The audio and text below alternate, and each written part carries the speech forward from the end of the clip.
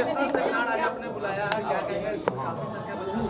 बहुत बड़ी संख्या में बच्चे आए हैं वहाँ पर और मुख्य उद्देश्य यही है इस सेमिनार का कि बच्चों को शिक्षा के प्रति कैसे जागरूक किया जाए, शिक्षा से वो नौकरी भी ले सके, नौकरी के साथ साथ जब नौकरी हो जाए तो उसके साथ साथ वो बिजनेस कर सके।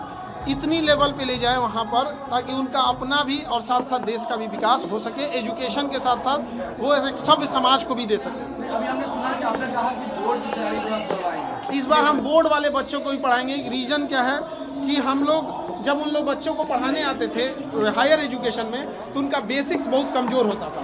तो इस बार बोर्ड के बच्चों को हम खुद पढ़ाएंगे ताकि उनको बोर्ड वाला जो बेसिक चीज़ें हैं साइंस और सोशल साइंस में बेसिक चीज़ें दूर हो जाएं और वो फर्स्ट अटेम्प्ट में निकाल सके। एक ट्रेंड बनते जा रहा था कि बड़े एग्जाम को बच्चे 4 अटेम्प्ट 5 अटेम्प्ट में निकाल रहे थे। उसका बड़ा रीजन था कि बोर्ड वाला जो बेसिक पढ़ाई थी वो कमज़ोर थी। शिक्षक एक साथ होकर के मैसेज दे रहे हैं, इसका क्या देख रहे हैं? अभी हम लोग के पास 100-150 टीचर आए हैं पूरे इंडिया के अलग अलग कोना से, और अभी इवनिंग शिफ्ट में कोटा से बहुत बड़े बड़े टीचर आएंगे जिनके लाख 2-2 लाख फीस थी।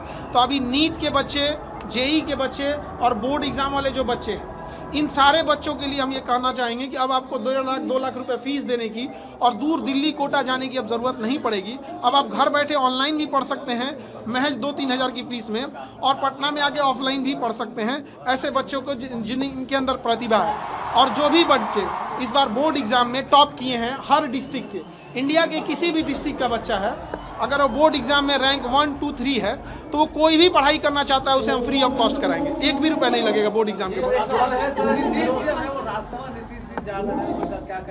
अब उन लोग को, अभी हम लोग तो ये स्टूडेंट के बीच में है, अब पॉलिटिकल लोग उन लोग को क्या डिसीजन ले रहे हैं वो ये लोग को बता पाएंगे।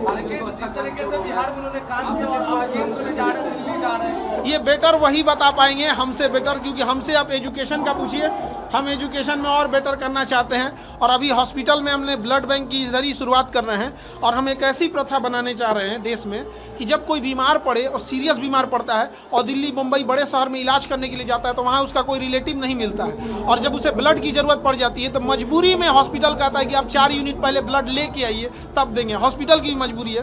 तो अभी हम एक ऐसा ब्लड बैंक बना रहे हैं जहाँ पर आप देना चाहें, डोनेट करना चाहें तो बेहतर है, लेकिन मजबूरी में किसी को ये नहीं कहना पड़ेगा कि नहीं हमें एक डोनर चाहिए तभी देंगे। और धीरे धीरे ये व्यवस्था देश में बने, और इसकी शुरुआत यहीं पाटलिपुत्र मगध की धरती से बने। ये अखंड भारत की राजधानी है, और यहाँ हम एक तरह की ये व्यवस्था लाएं कि आने वाले 10-5 सालों में कि जब किसी को ब्लड की ज़रूरत पड़े तो एक्सचेंज के लिए झमेला नहीं होना पड़े। जैसे हम मेडिकल पे जाते हैं, दवा खरीदते हैं, वैसे हमें इजीली ब्लड अवेलेबल हो सके। आपका आजकल एक वीडियो काफी वायरल हो रहा है जो युद्ध हो रहा है 2 देशों में, भारत देश पर काफी इसका असर दिखेगा। देखिए, ये हम लोग ने ट्रंप जैसे इंसान को बंदर के हाथ में अस्तूरा पकड़ा दिए हैं। ये कुछ भी कर देगा, और हमारे जैसा गुट निरपेक्ष देश जो शांति का प्रतीक है, जहां हम युद्ध नहीं बुद्ध को पढ़ाते हैं, हमारे जैसे देश को लोगों को समन्वय बनाना बड़ा कठिन हो जाता है कि एक ओर जहां अमेरिका और इजराइल और यूरोपीय खड़े हैं, दूसरी ओर हम अपने एनर्जी सुरक्षा के लिए ईरान जैसे पुराने साथी के ऊपर रहना पड़ता है। तो हमें पूरा बैलेंस लेके चलना पड़ता है। अमेरिका के हट धर्मिता के चक्कर में हम अपने रूस जैसे पुराने साथी से भी हम दूरी बनाते जा रहे हैं। ये भारत की कूटनीति पर एक बहुत बुरा दबाव पड़ रहा है।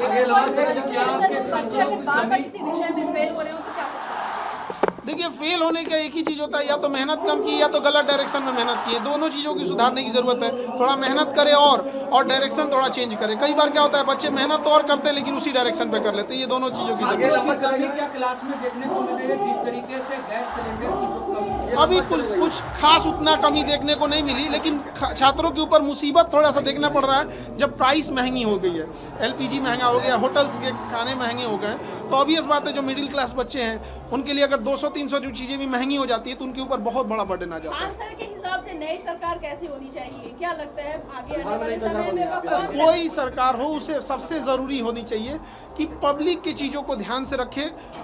उसे महंगाई, अच्छी एजुकेशन और चिकित्सा व्यवस्था बेहतर होनी चाहिए, लॉ एंड ऑर्डर बेटर होना चाहिए।